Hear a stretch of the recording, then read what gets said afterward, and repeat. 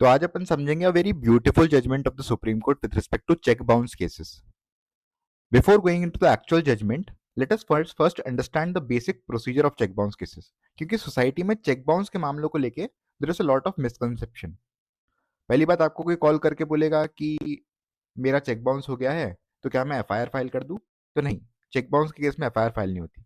दूसरी बात, क्या मियरली चेक बाउंस हो जाने से कोई क्रिमिनल लायबिलिटी एंटेल करती है? No, mere cheque bounce does not entail criminal liability. तो जब हम चेक बाउंस के केसेस की बात करते हैं, section 138 negotiable instrument act is of paramount importance.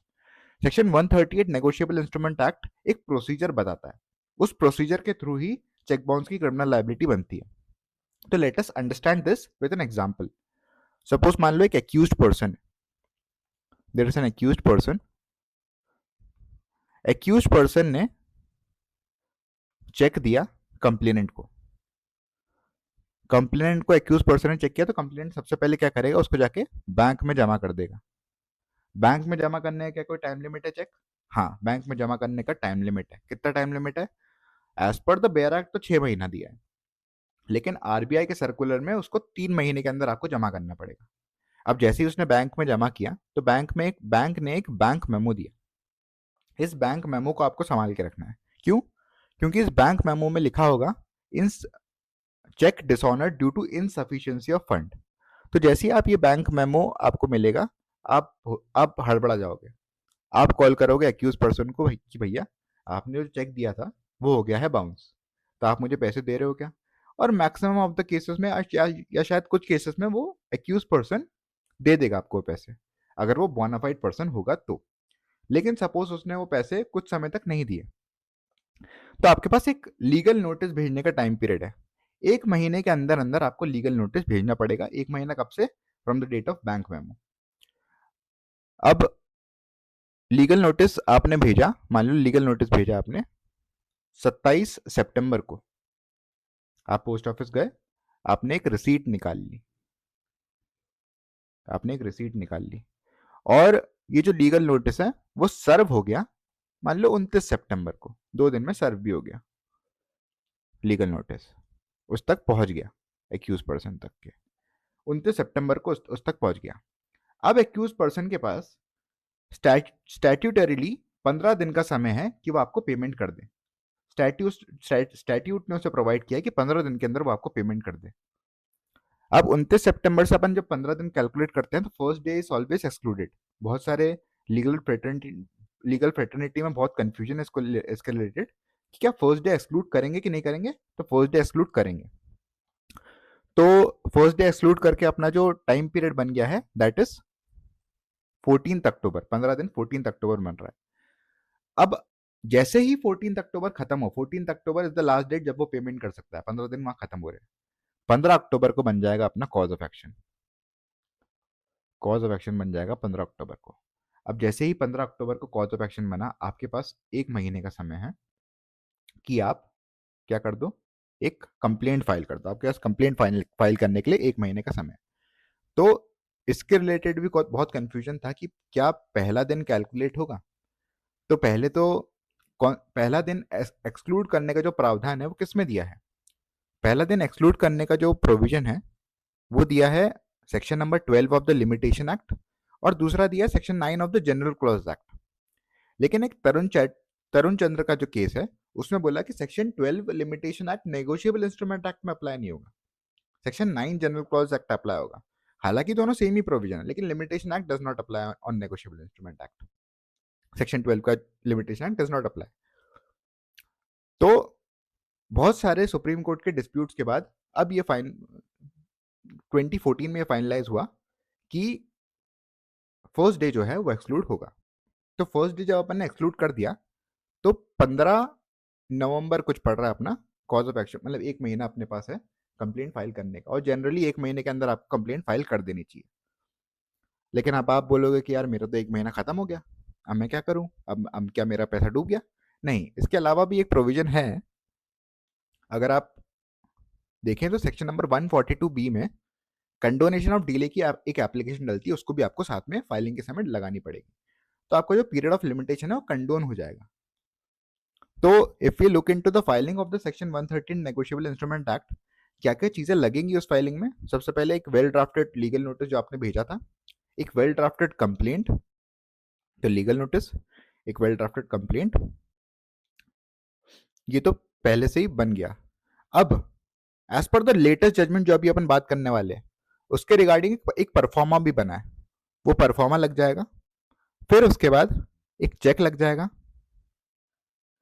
Bank memo लग जाएगा जो मैंने आपको यहाँ पे संभालने बोला था, एक रिसीट लग जाएगी जो आपने लीगल नोटिस भेजी है उसकी, और लीगल नोटिस लग जाएगा ऑब्वियसली बात, जो अपन ने पहले बोला था वो लीगल नोटिस भी उस फाइलिंग में लग जाएगा। इसके अलावा कोर्ट फीस लग जाएगी। अब कोर्ट फीस कैलकुलेट करने का तरीका क्या है? एमपी हाई कोर्ट की जो वेबसाइट है उसमें कोर्ट फीस कैलकुलेटर का भी फैसिलिटी है, आप कोर्ट फीस कैलकुलेट कर सकते हो। तो कोर्ट फीस लग जाएगी, जो जो भी आपने कोर्ट फीस फाइल करी उसकी जो प्रिंट आउट है वो भी यहाँ पे लग जाएगी। अब आपका नेगोशिएबल इंस्ट्रूमेंट एक्ट का केस फाइल हो जाता है। इन सब चीज की जो चेक है, ये जो चीज मैं बोल रहा हूँ, जो मैंने बोला है, ये इसकी कॉपी लगेगी, ओरिजिनल नहीं लगेगी, ओरिजिनल बाद में लगेगी। अब ये चेक बाउंस का केस चलता कैसे है? अब जो ये जजमेंट है, एज पर दिस जजमेंट मैं कुछ इंक्लूड घटा बढ़ा के बोलूंगा, क्योंकि अगर आप देखोगे as per the new criminal laws section 223 में जब अपन कंप्लेंट करते हैं, चेक बाउंस के केस में हमेशा कंप्लेंट फाइल होती है, जब हम कंप्लेंट करते हैं इट इज इंपॉर्टेंट कि एक्यूज को बुलाया जाए प्री कॉग्निजेंस स्टेज पे। लेकिन सुप्रीम कोर्ट ने इस जजमेंट में बोला कि चेक बाउंस का मामला जो है वो स्पेशल मामला है, उसमें अपने को एक्यूज को प्री कॉग्निजेंस स्टेज पे बुलाने की जरूरत नहीं है। तो एक्यूज को अपन शुरुआत में नहीं बुलाएंगे जब तक कॉग्निजेंस नहीं लिया जाता, ये इस जजमेंट में बोला है। दूसरी बात, कॉग्निजेंस ले लेंगे, फिर उसके बाद कंप्लेनेंट आएगा, कंप्लेनेंट का चीफ होगा, कंप्लेनेंट का क्रॉस होगा, फिर उसके बाद एक्यूज के पास डिफेंस प्रोड्यूस करने का टाइम होगा। अब एक्यूज तब तक विटनेस नहीं बनेगा जब तक उसने 315 की एप्लीकेशन, जो कि as per the new BNSS 353 BNSS की एप्लीकेशन रहेगी कि मैं कॉम्पिटेंट विटनेस में आना चाहता हूँ करके। उसके अलावा 313 का स्टेटमेंट एक्यूज का होता है। तो इसके बाद जजमेंट हो जाता है। तो चीफ के टाइम पे आपको सब सारे जो अपने ओरिजिनल डॉक्यूमेंट है उसको एग्जिबिट कराना पड़ता है, आप एग्जिबिट करा देते हो चीफ के टाइम पे। तो ये है एक broad procedure cheque bounce case का। तो आज अपन जो जजमेंट पढ़ने वाले हैं that is Sanjay Chitari versus Kishor S Borkar.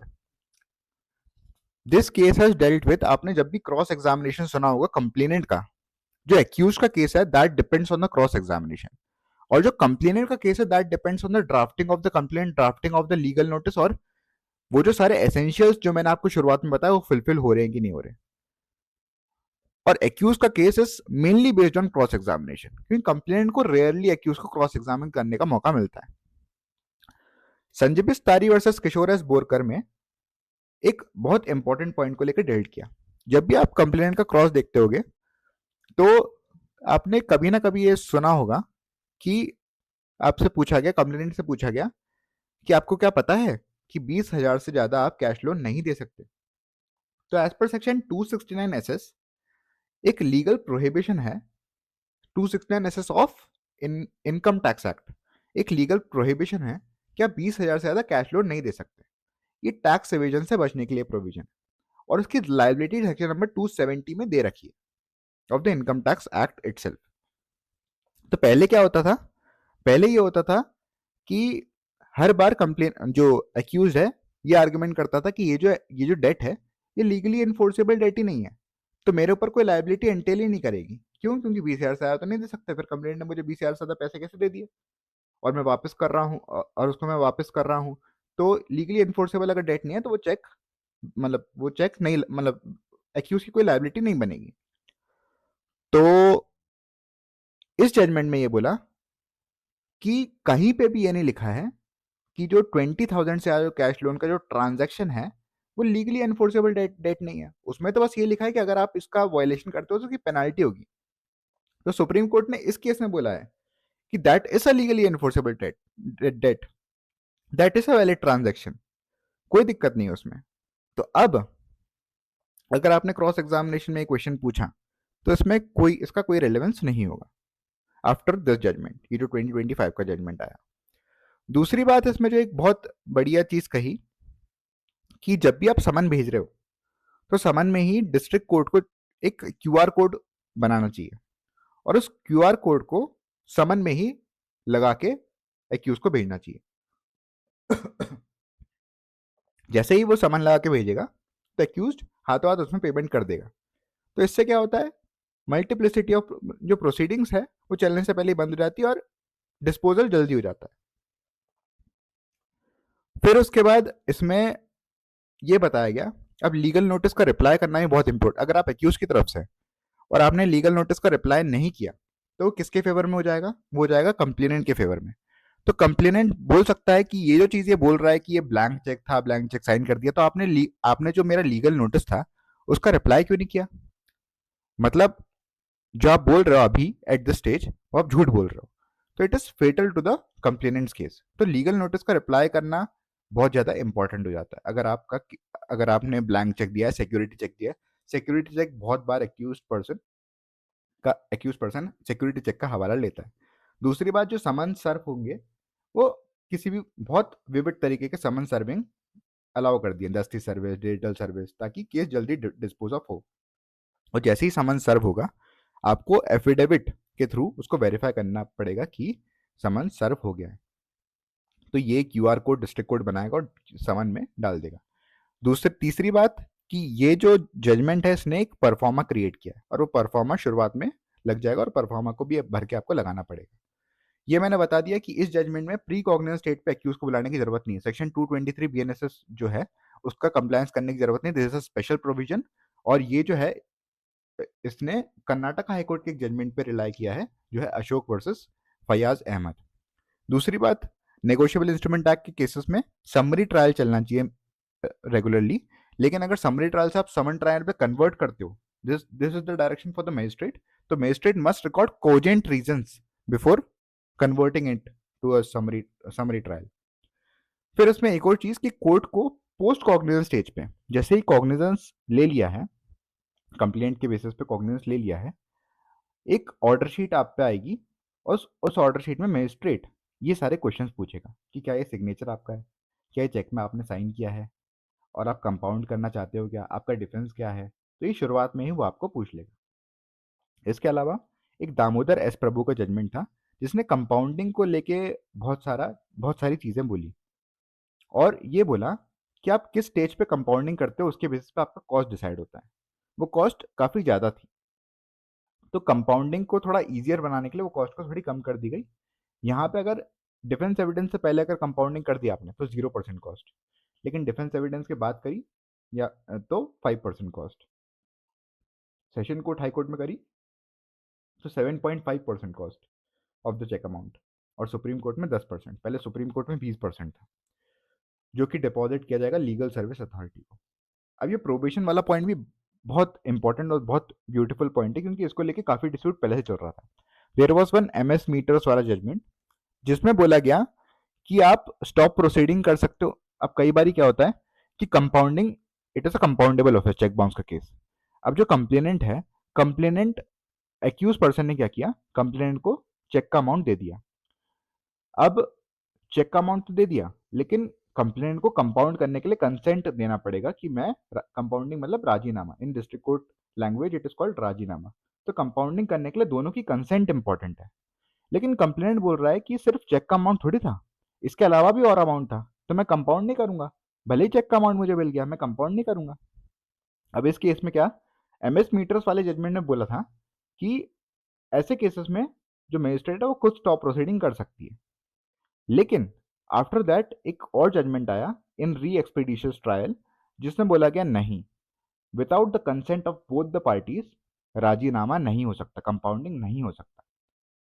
और अब जो लॉ है संजय बीच में, अगर कंप्लेनेंट इसके अलावा कुछ एक्स्ट्रा पैसा मांगता है चेक अमाउंट के अलावा और उसने चेक का पैसा दे दिया एक्यूज पर्सन ने, तो मैजिस्ट्रेट एक्यूज पर्सन को बोल सकता है कि एक्यूज पर्सन आप कर लो, प्लीड गिल्टी कर लो और मैं आपको प्रोबेशन का बेनिफिट दे सकता हूं करके, और मैजिस्ट्रेट एक्यूज पर्सन को प्रोबेशन का बेनिफिट दे सकता है।